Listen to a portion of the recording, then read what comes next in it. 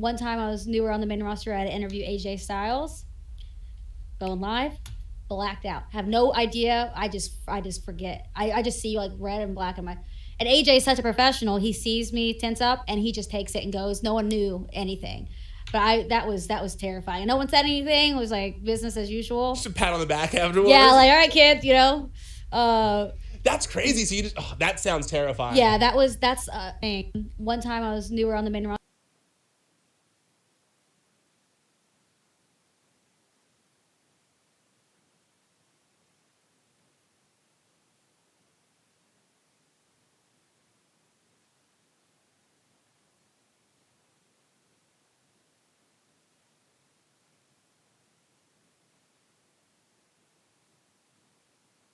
They already called this man racist, bro. Look at this. P. Diddy.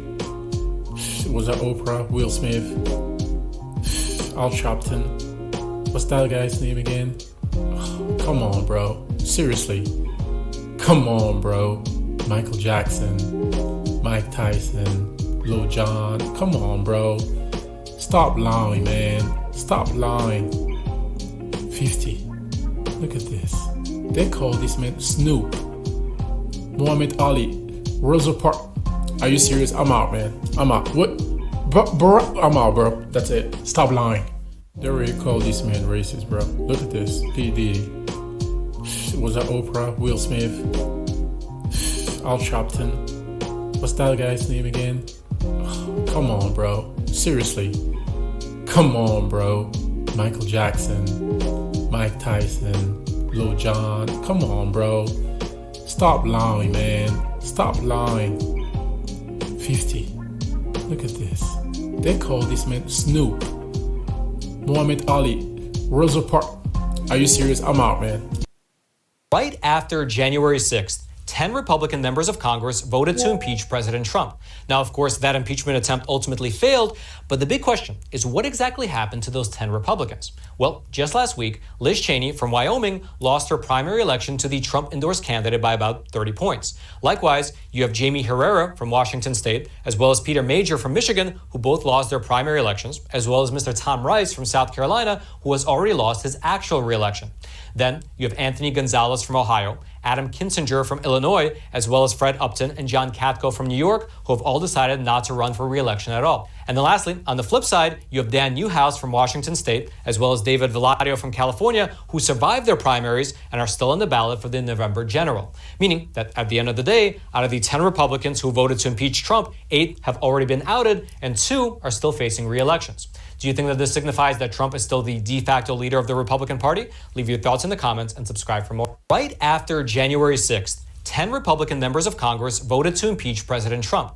Now, of course, that impeachment attempt ultimately failed, but the big question is what exactly happened to those 10 Republicans? Well, just last week, Liz Cheney from Wyoming lost her primary election to the Trump-endorsed candidate by about 30 points. Likewise, you have Jamie Herrera from Washington State, as well as Peter Major from Michigan, who both lost their primary elections, as well as Mr. Tom Rice from South Carolina, who has already lost.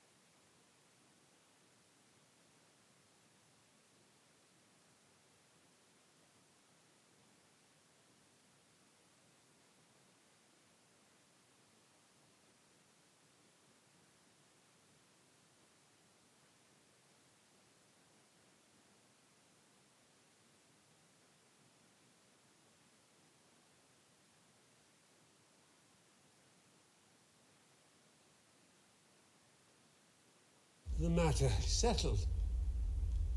Again, I hereby reaffirm, as heir to Driftmark, the Driftwood's throne, and the next Lord of the Tides.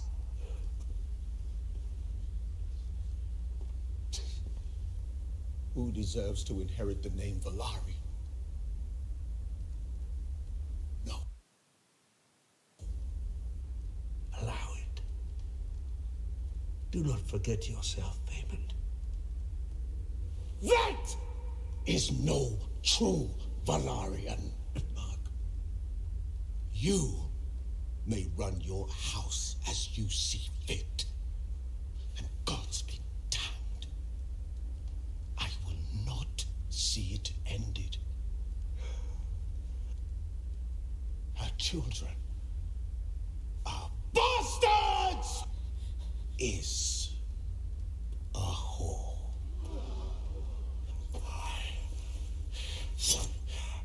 Will have your tongue for that.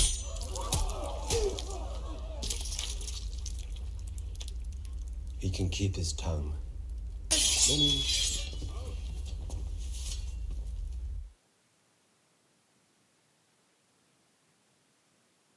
Okay, so Aemon Targaryen is probably my favourite character in the House of the Dragon storyline. An almost perfect opposite to Daemon, he's one of the most cunning people in all of Westeros, and I thought I'd make a video discussing why he's so important. Throughout this, we're going to be going over his backstory, what lies ahead with him, and why we love the character so much. Obviously, full spoilers ahead for the book, so if you don't want to know, then you've got to go. If you enjoy the video, then please hit the thumbs up button, and also don't forget to subscribe for breakdowns on the series every week. Without the way, thank you for clicking this. Now let's get into House of the Dragon. This also end up becoming the king. In the book, Alicent puts together a plan to oust Rhaenyra after the death of Viserys. It looks like the show is following the same route. This sets up the dynamic that both Aemon and Daemon are very much opposites to one another, and throughout the storyline we see as they become bitter rivals. Both are skilled swordsmen, brilliant strategists, and Aemon stole Daemon's ex-wife's dragon just to add some salt in the wound. This creates a heated rivalry between the two that we'll discuss the outcome of later on in the video. Now them going head to head was teased at during the banquet, and it extends far beyond just being involved in food fights. As we've seen in the series, Aemon was often overlooked when he was younger, and the book details how when he was born he was half the size of his brother Aegon. Constantly pushed around by him, this created a fire within him that slowly drove him to become more and more ambitious. Whereas Aegon had it all handed to him on a plate, Aemon had to fight for everything in his life, and this carved out an incredibly fierce character who would accomplish several things in his childhood. The books detail how he had trouble gaining a dragon, and when his family travelled to Driftmark, his father said they'd then go on to Dragonstone. Here he'd be given either an egg or a recent hatchling, which wouldn't be difficult to tame. He was completely overlooked, and Aemon saw this as a challenge, and that night he ended up travelling out to Vhagar. Vhagar had recently lost her rider Enlaena, but no one wanted to try tame her because of how ferocious she was. Vhagar is often referred to as the largest dragon in the realm, and getting this was a massive win for Alicent's side.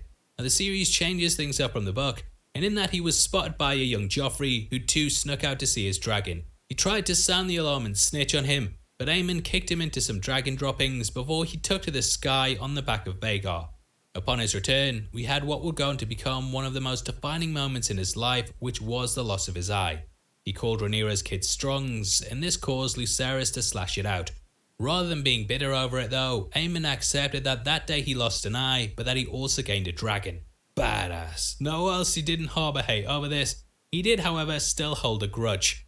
Though this isn't stated in the book, I think this moment made Aemon realise that he had to become a fighter in case a situation like this happened again. Lucerys was far smaller and weaker than he was, but because he caught him off guard, he ended up losing an eye. Thus he started to train, and the work states that thanks to Criston's help that he became a proficient swordsman. Aemon wore night black armour that had gold lace throughout it, and he became a standout figure amongst the crowds. He also placed a sapphire stone in place of his missing eye, and when he was in court, he wore an eye patch to cover this. However, when he went into battle, he'd often remove this in order to make himself seem even more intimidating. Now Viserys ended up dying when he was 19, and after his brother was chosen to become the king, the Dance of the Dragons began. The two sides quickly scrambled to get power, and they both sought out to take as many houses as they could under their dragon wings. Some would stay loyal to Rhaenyra, whilst others would fold under the pressure from the Greens, and also their beliefs that men should be the ones in charge. Aemond was dispatched to Storm's End to try and get Lord Boros to support his brother, and in exchange he said he'd marry one of his daughters. However, Lucerys had been sent there too, and like we saw at the banquet, he kept provoking him. Stop it laughing, mate. I tell you, mate, you don't laugh at the lad now. The lad played a game of around and find out, and Aemond chased Lucerys and his dragon Arrax after saying that Luke owed him an eye. He and Vhagar killed them both, removed Lucerys' eyes, and from that point, he got the name Kinslayer. Alicent was a bit like, fuck, but Aegon ended up throwing a feast for him. As I'm sure you can imagine, this also didn't go down too well with the Blacks either, and Daemon swore to Rhaenyra that there would be a son for his son. We've seen throughout the series how there's been this literal eye for an eye mentality, and also how this leads to everyone losing their sight. Daemon ended up using his Mysaria connection, and she sent assassins to kill Aegon's son Jaehaerys. They accomplished their goal, and it sent Helaena mad, which meant she could no longer ride dragons. The next big event happened at the Battle of Rukhress, and this saw Aemond, Aegon and Criston teaming up with one another. They successfully managed to kill Rhaenys and her dragon, however the battle came with a cost and Aegon was severely wounded. Thus there was a spot on the throne for someone to rule whilst Aegon recovered, and Aemond took this up, smashing those promotion goals, smashed it. Now whereas Daemon never got to sit on the throne, Aemond saw over the realm, and as I'm sure you can guess, the guy was a G. Man even mentioned how he thought he looked better in the crown than his brother did, and he and Criston ended up launching several attacks. This included one on Harrenhal, which they ended up taking. At this point, Sir Criston Cole was the hand of the king, and after they took over, they had Simon Strong killed. This shows why Aemond was so important, because without him, a lot of these locations wouldn't have fell under their control. During this time, Aemond also started sleeping with Alice Rivers, who he'd spared after taking Harrenhal. It was a big win, however, it did come with a loss too. Going there left King's Landing open, and Rhaenyra and Daemon managed to take over that. Aemond ended up launching a massive attack at this point, and on the back of Vhagar, he destroyed several locations owned by the Blacks. Man rained fire down on everything, turning a lot of their land into scorched earth. Harrenhal was taken back for a brief time during this, but Aemond arrived once more, saved the day, and took back his lover. She eventually ended up becoming pregnant, and later in the timeline, this child would be presented as the rightful heir to replace Aegon the Younger. However, that's a video for another time, and during the campaign by Aemond, Daemon was desperate to take him out because he'd seen how much he'd managed to cause. After going to Harrenhal, Daemon waited for him for 13 days until Aemond showed up with his pregnant wife. Eventually the pair took to the skies to do battle, and it's one of the most important moments in both the characters' lives that would lead to their deaths. As they clashed together above the God's Eye, they started to hurtle into a descent, and Daemon stabbed Aemon in the eye with his sword Darksister. The pair both crashed into the body of water, with Aemon sinking down into the lake due to being tied to Vhagar. He was recovered later on with Darksister still embedded in his head, however it wasn't really a win for Rhaenyra's side either. Aemon seemingly managed to kill Daemon, and though his body was never recovered, he never emerged again. The series might reveal that Daemon is still in fact alive, but either way, Aemon managed to take him out the Dance of the Dragons. Because of this, Rhaenyra lost her loyal protector, and it would become one of the key things that made the story go the way it did. Though Aemon lived a relatively short life, he ended up becoming one of the most important characters in Fire and Blood due to how much he spun things in his brother's favour early on in the timeline. He's a character who was often overlooked, but he overcame this adversity and took out several key players on Rhaenyra's side. Killing her son was one of the most devastating things that happened to Rhaenyra, and it made her realise that she needed to fight on the same level that the Greens were. Aemon stands strong as one of the most crucial characters in Game of Thrones, and I often wonder what would have happened if he'd been on the throne instead. I know King's Landing would have fallen, and then Rhaenyra couldn't have taken over and gotten such a foothold there. He's a fascinating character to watch. I think that the series is doing a great job of bringing him to life. Obviously, I'd love to hear your thoughts on Aemond, so make sure you comment below and let me know. We are in a competition right now and giving away 3 copies of Thor: Love and Thunder on the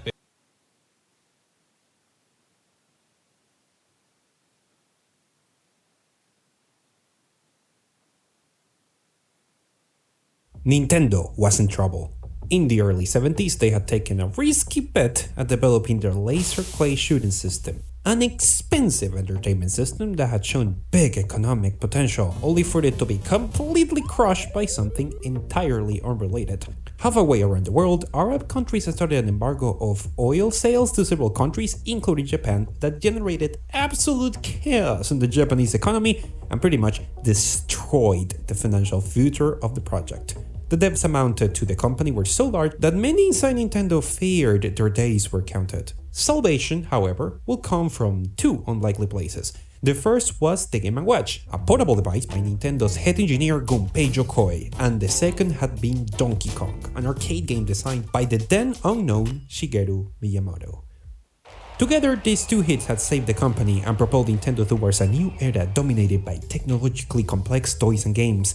But from the sidelines, one man watched, and as the success of his peers increased, so did his anxiety. His name is Masayuki Uemura, brought to you by the Curiosity Stream and Nebula Bundle. Uemura was an engineer originally from Shark Corporation who had been poached by Nintendo and appointed as the head of the new team of Research and Development 2, a division dedicated to hardware development.